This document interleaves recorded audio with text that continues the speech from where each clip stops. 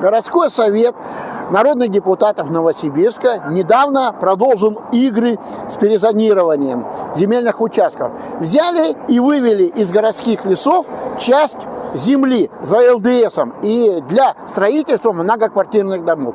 И якобы, притворяясь то, что вот выполняются какие-то программы, национальные проекты для детей, не обеспеченных родителями, будут выделены эти квартиры, но всего лишь 6%. А может быть, они собираются, депутаты, так бороться с пожарами лесными? То есть спилил деревья, и нет никаких пожаров. Гореть же ведь нечему. А каково ваше мнение? Спасибо.